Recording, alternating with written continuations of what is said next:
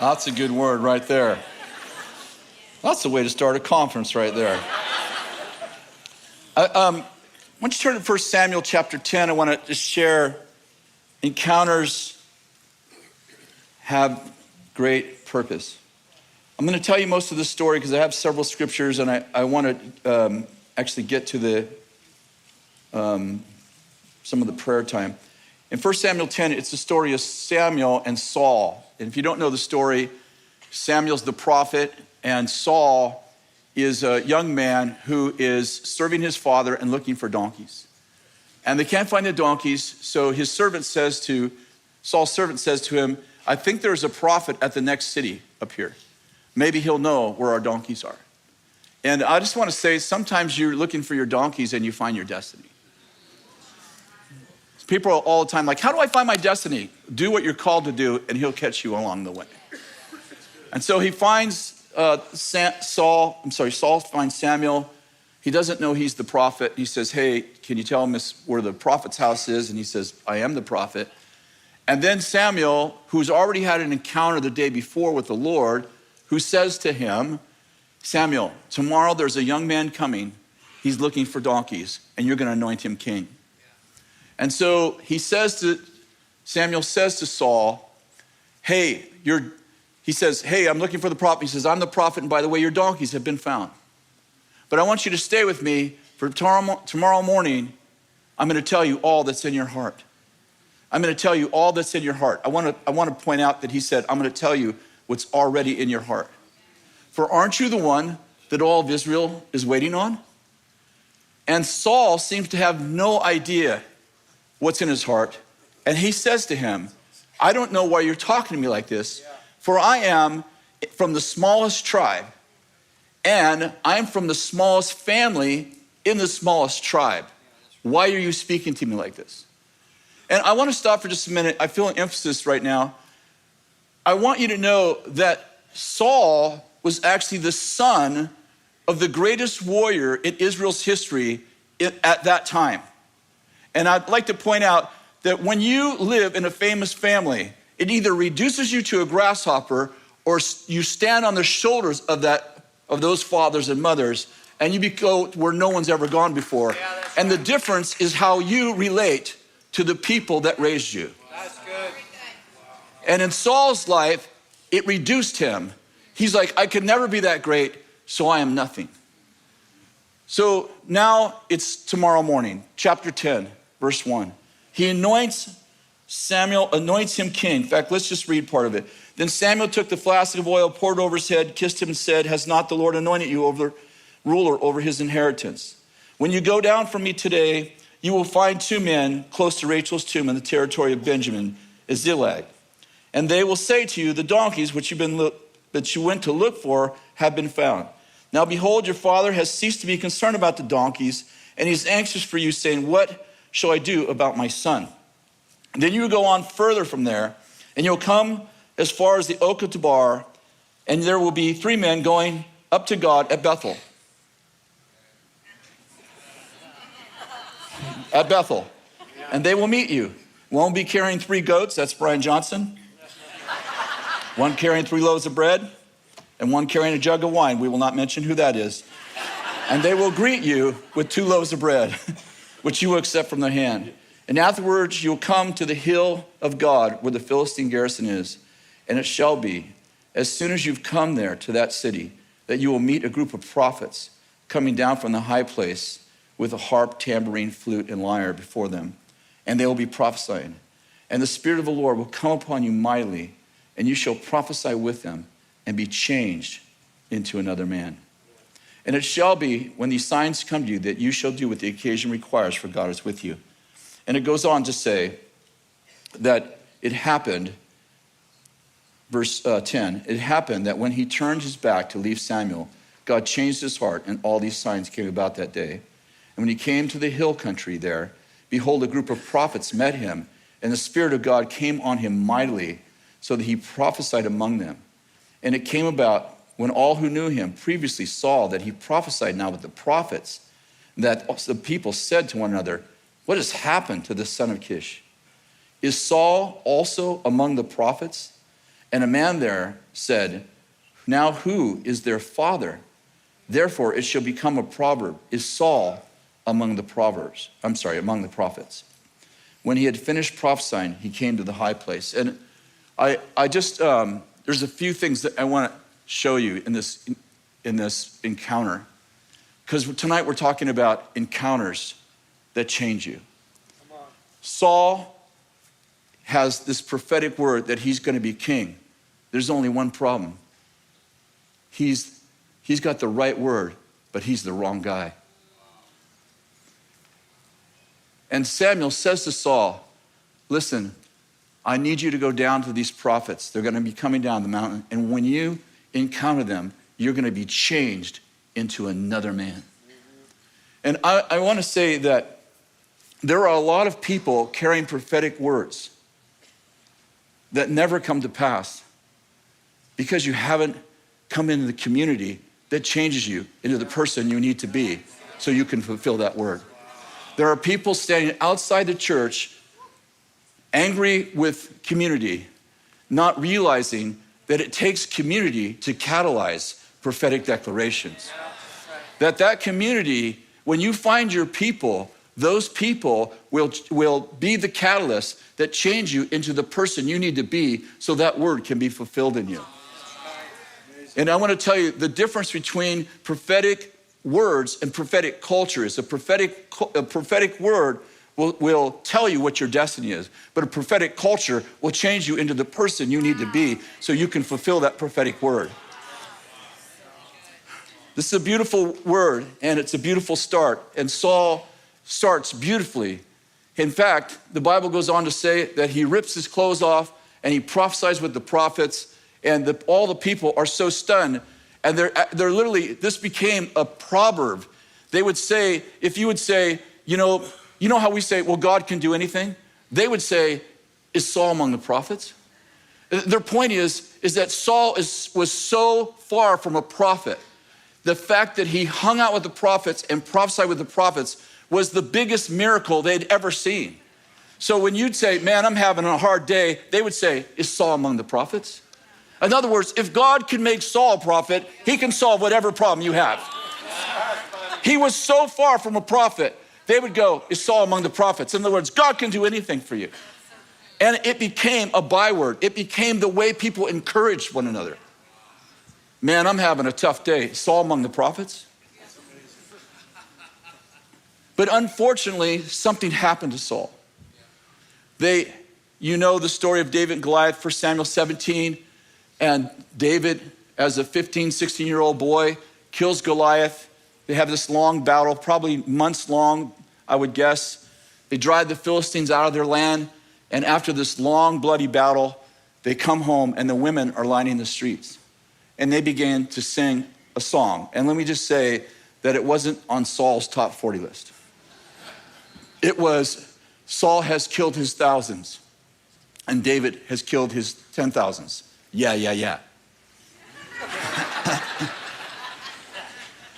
And from that moment on, this great man, whose father was one of the greatest warriors of all time, who was so humble, when they went to anoint him, he literally hid in the luggage.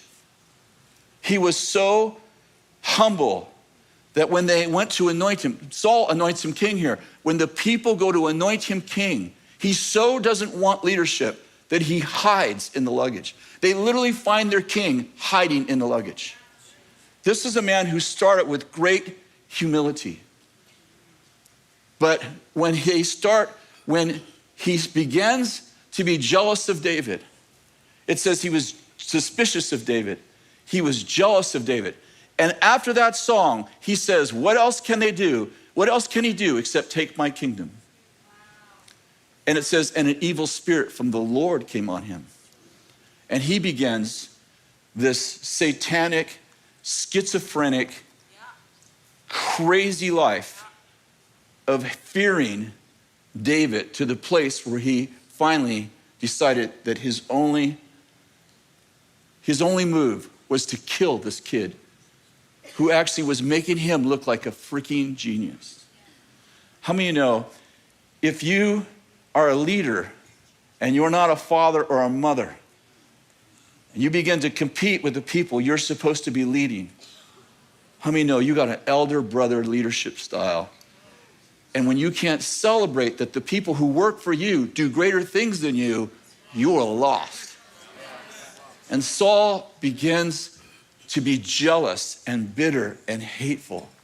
And for the next 14 years, he finally drives David completely out. As a matter of fact, he does things to David. He says, well, listen, you want to marry my daughter? Give me 100 Philistine foreskins. And the reason he does that is because he thinks surely those 100 Philistines will kill him. But instead he comes back with 200. Don't picture that. It's all good. He puts David, was over all the armies, then he puts David over a small part of just 1,000 troops. And those 1,000 troops, they're the fierce, they're like the Green Berets. They're like, go out and wipe everybody out. Everything he does to try to reduce David, God just keeps exalting him. And David keeps saying to him, I don't know why you're trying to kill me. I'm loyal to you. And there's this whole journey of 14 years, 15, maybe 16 years, where he takes the whole armies of Israel to chase one guy in the wilderness. And God continually hides David. But it'd make a great movie. I am shocked no one has made a movie out of that story. And 3 times he actually traps David. 3 times he traps David, and it looks like David is dead. And then God sends the prophet down from the mountains. And what happens is that this crazy, demonized, schizophrenic king encounters the prophets. And he's changed back into the man he's supposed to be. He tears all his clothes off. I'm so glad we live in the new covenant. The prophets were naked about half the time. And I'm like, for me, when I was in my 20s, I want to look good without a shirt. And when you're in the 40s, you want to look good in a shirt. And when you're in your 60s, you're like, just easier to turn the light off before you go to bed. You know what I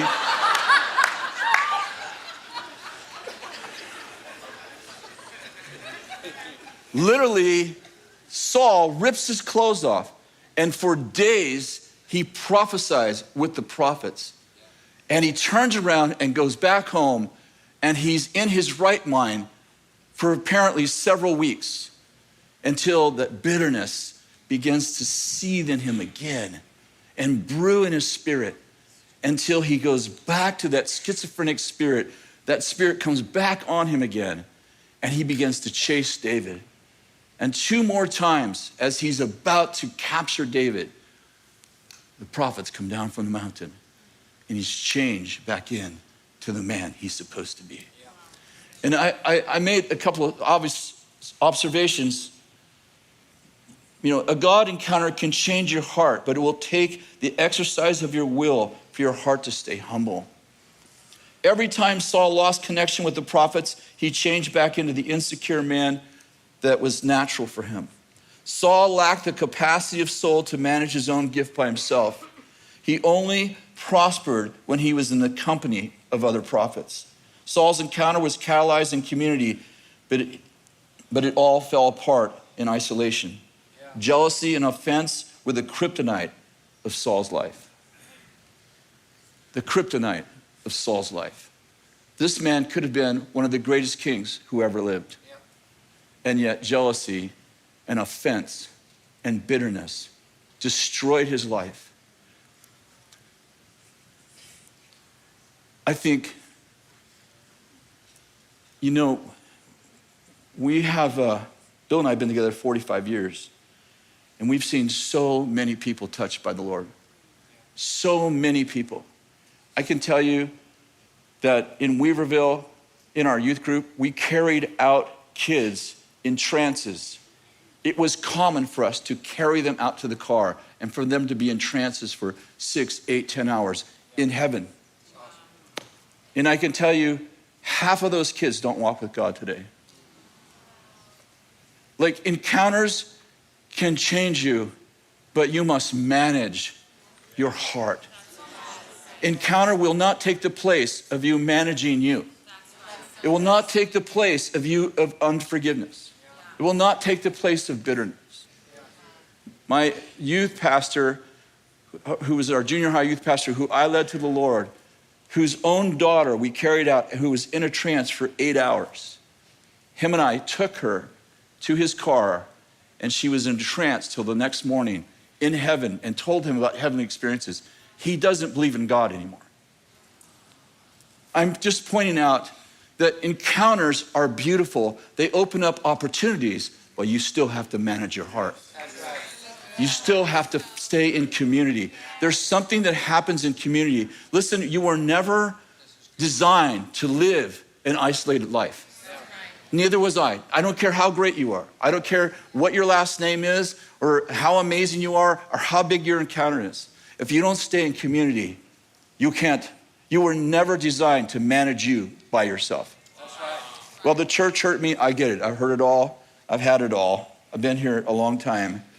And I understand that people are people and that there are hurts. That's why there's forgiveness. Because there are hurts. And, I think, that iron sharpens iron thing. Sometimes I think God's like, these guys will hurt each other. I'll put them together. And that way they'll learn about forgiveness.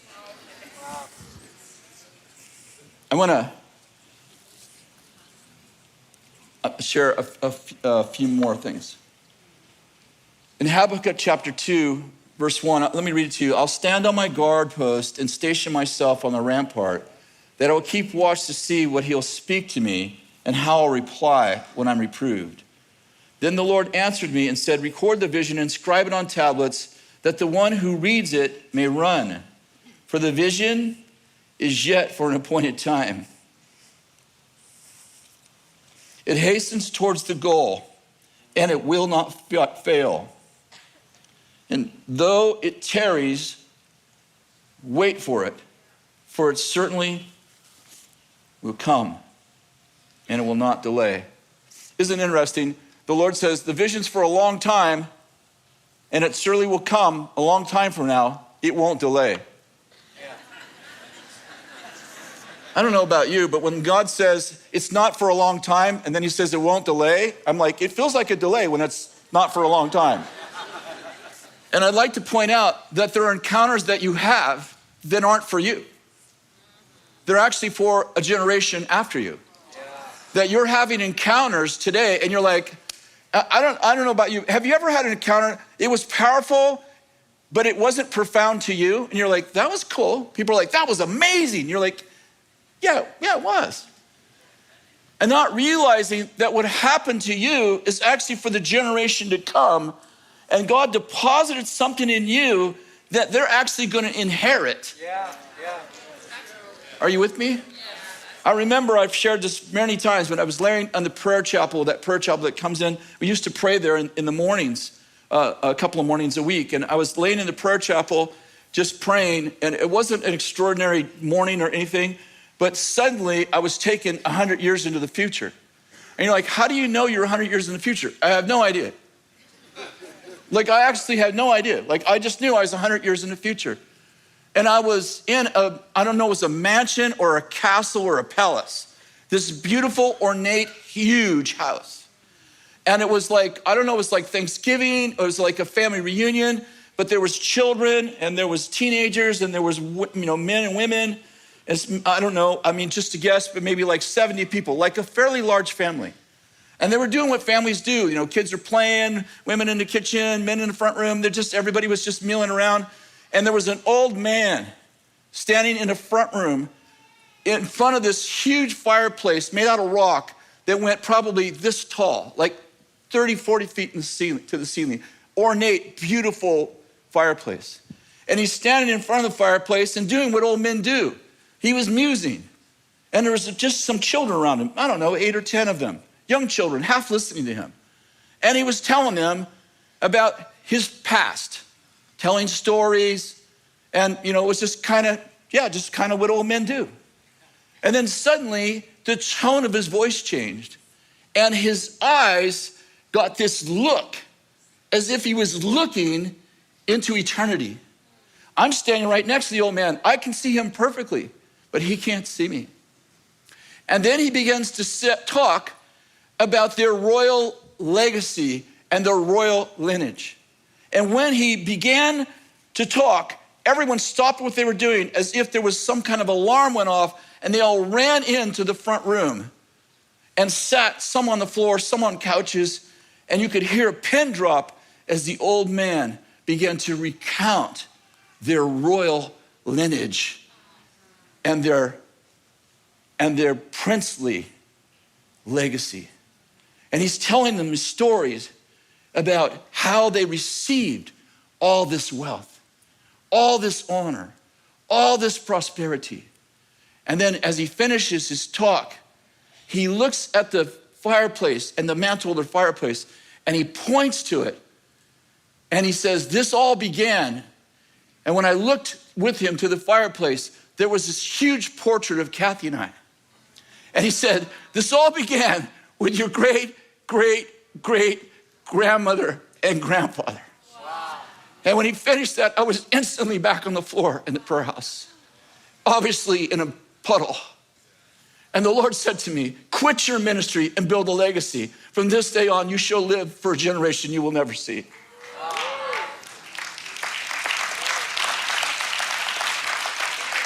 And I want to say that sometimes our encounters are not for us. Sometimes they're for the generation to come.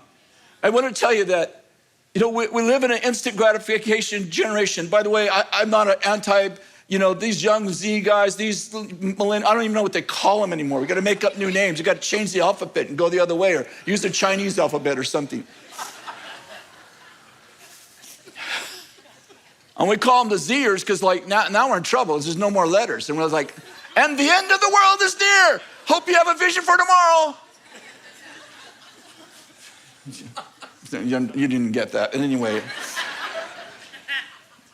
But we live in this generation that everything's so instant. Yep. And this is the most innovative, inventive, imaginative generation, I believe, in the history of the world. There are more things being invented in a year than were invented 100 years from now in an entire 100 years. 100 years past. But we are so used to everything we do has got to be now. We got to have it now. There was a time, I know you're not going to believe this, you'll have to look it up, Google this. When people ran out of money, they couldn't buy things.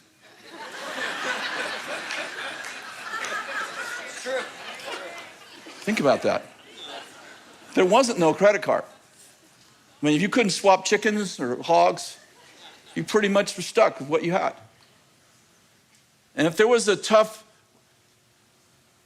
winter, you may not have 3 meals a day.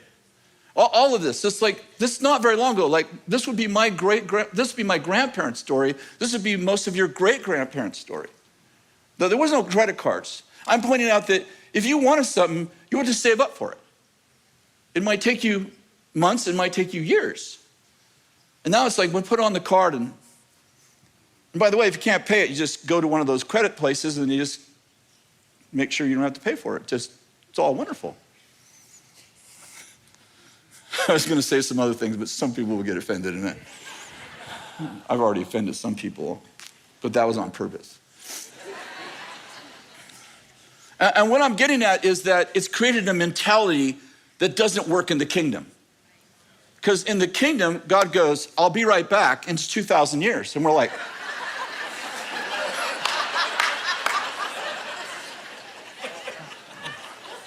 Lord, I need $10,000. You go, just a minute. I know that trick.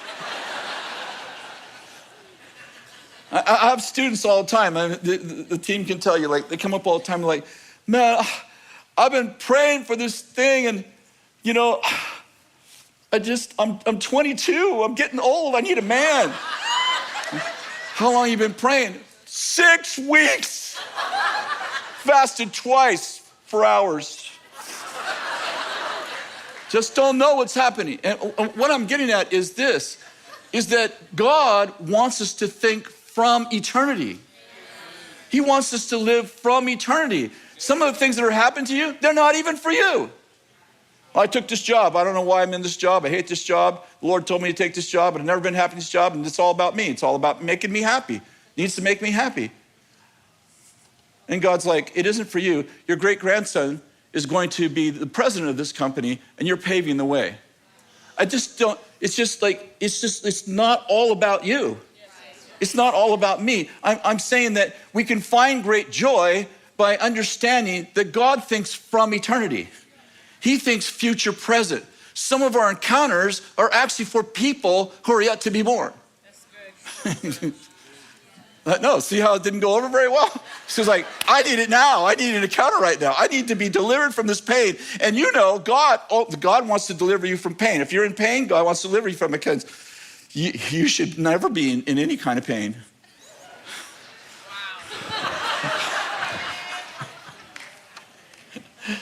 Good point, Chris. Never mind. Let's just move on. I'll do more and more, and then we'll do a little bit of ministry. Acts chapter 10. Why don't you turn there? There was a man at Caesarea named Cornelius, a centurion of what was called an Italian cohort, a devout man, and one who feared God with all of his household. And he gave many alms to the Jewish people and prayed to God continually. About the 9th hour of the day, he clearly saw in a vision an angel of God who had just come in, and he said to Cornelius, and fixing his gaze on him, and began much alarmed. He said, what is it, Lord? And he said to him, your prayers and alms have ascended as a memorial before God. Now dispatch some men to Joppa and send for a man named Simon, who's also called Peter, for he's staying at the tanner's house, a man named Simon, whose house is by the sea. When the angel who was speaking to him had left, he summoned 2 of his servants and a devout soldier of those who had been his personal attendants. And after he had explained everything to them, he sent them to Joppa. So Cornelius is a Roman centurion. Remember, at this point, there are no Gentiles saved. But this man is giving offerings to Jewish people. He's a Roman soldier. He's giving offerings to Jewish people, and he's praying. Are you getting like how anti-culture this is? This man's giving, he's not even saved, which we're about to figure out. He just has something in him that honors actually his enemies. He's giving to the Jewish temple, and he's praying for the Jewish people, just out of his heart. And the angel said, you're building a memorial before God. I shared this morning, but you know, when they crossed the Jordan River or they crossed the Red Sea, God said to the Israelites, I want you to set up stones. Like set up stones in the river. When the river's dry, set up stones. Well, why am I supposed to set up stones? So that when the river is running again and your sons go, wow, Dad, who set up those stones in the middle of the river? How did they do that?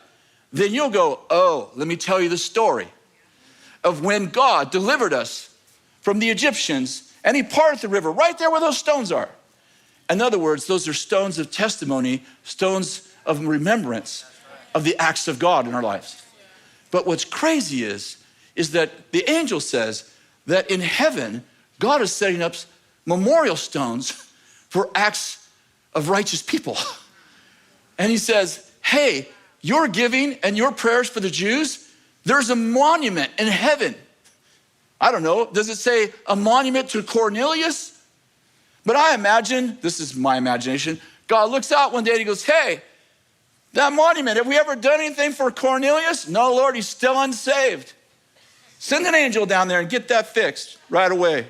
In the meantime, Peter is hungry, goes upstairs, waiting for them to finish dinner, because it wasn't McDonald's where you drive through and you don't get your food in 2 minutes, you're like, call this fast food. This is where you had to wait long enough, you had to go into a trance.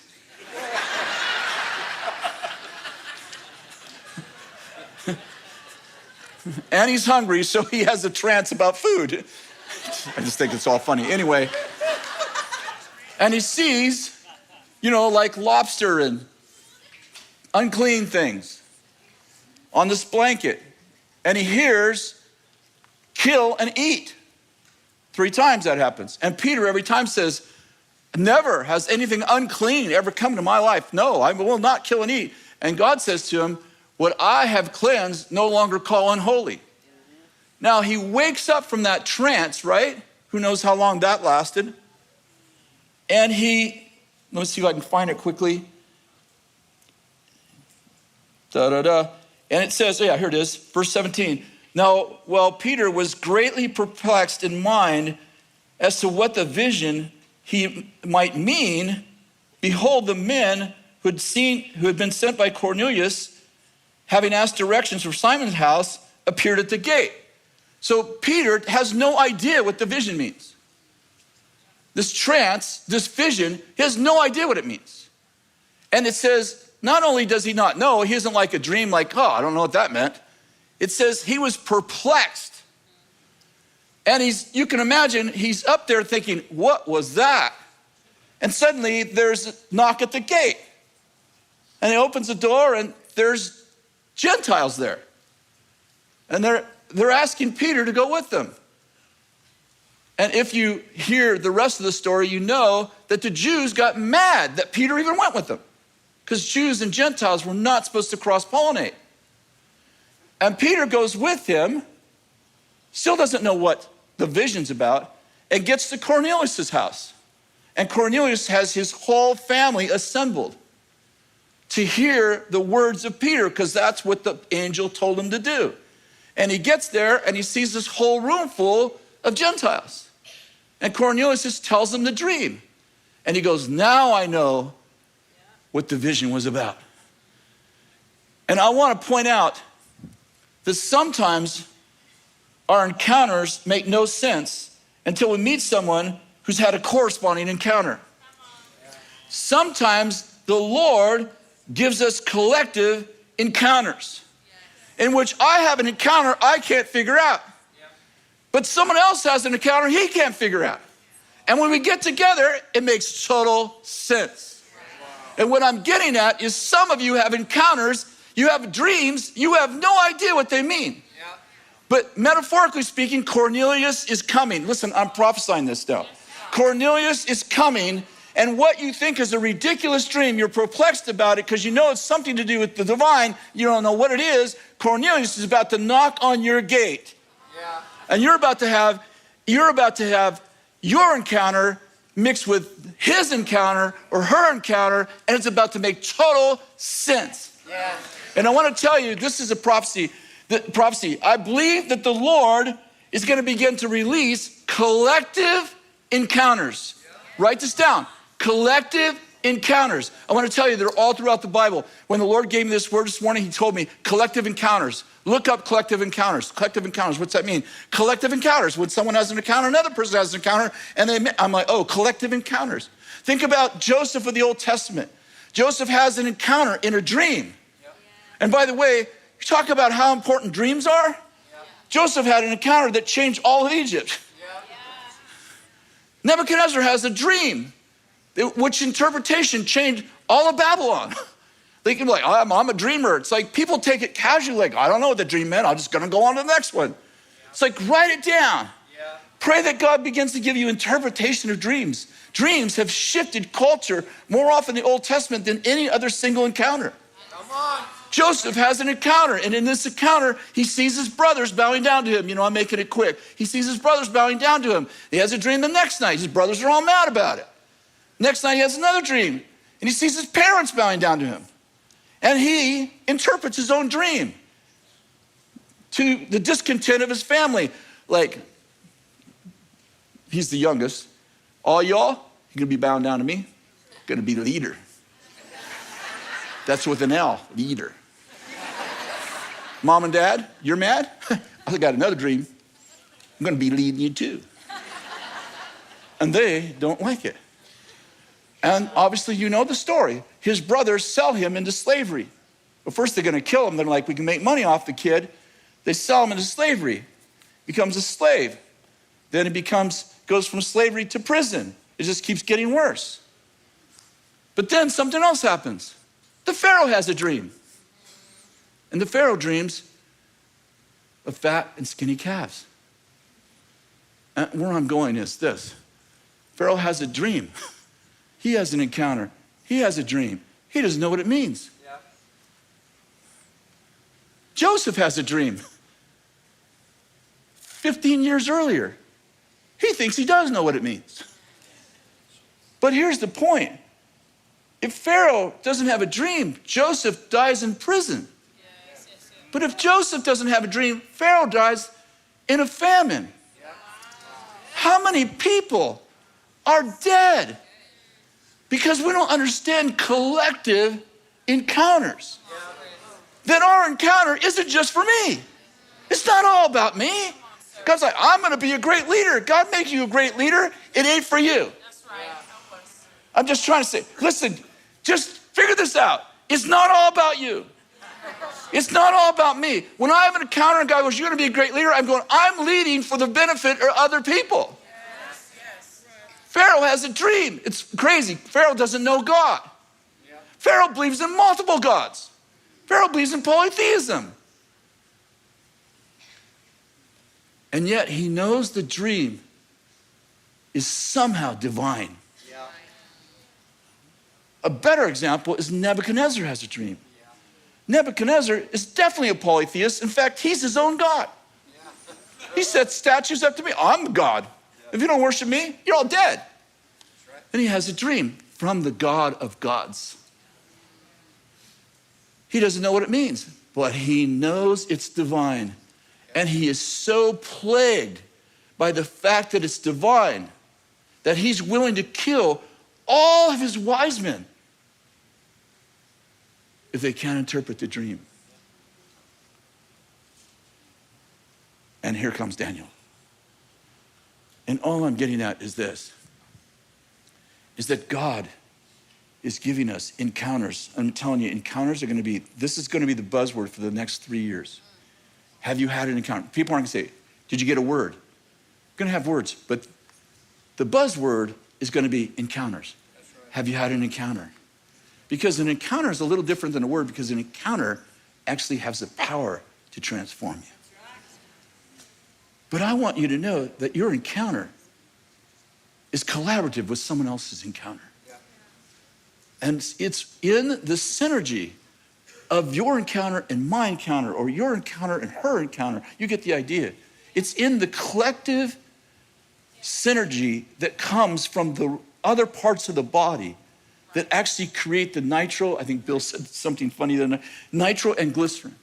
Like it takes two, they say, to actually bring about the kind of outcomes that the Lord has for us. And I believe that we're going to be talking about collective encounters more and more. And people are going to, I'll say that some of the greatest testimonies we're going to hear in the next 3 years are Johnny had a dream and Henry had a trance. And something happened, they got together. And something crazy happened that they could never do by themselves. I believe that something powerful is happening. And the encounters that are happening in these universities, they're going to spread because the key word is encounter. But listen, the encounter isn't to stay in the college. These encounters, they're going to spread into the streets. It's going to be much different. They're going to spread into the streets, and people who don't even know God, the Pharaohs, the Corneliuses, people that wouldn't be included in the university in Bethel's campus, they're going to have encounters. Yeah, that's right. The kings of the earth are going to have encounters. And God's raising up the Josephs, the Esthers. They're going to be there at the exact right time.